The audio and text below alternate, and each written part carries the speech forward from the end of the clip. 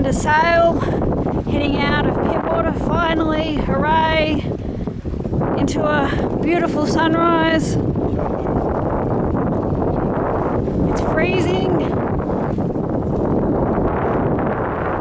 And we got up at some stupid time this morning. Here we go. Let's see, 4 knots, Dan says. Let's see what the chart plotter says. Oh, 3 knots at the moment, nearly 3, 4. Pretty awesome.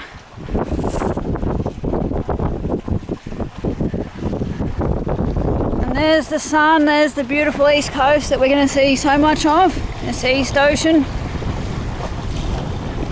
Some clouds. Whoops. Here we go, here's Captain Dan.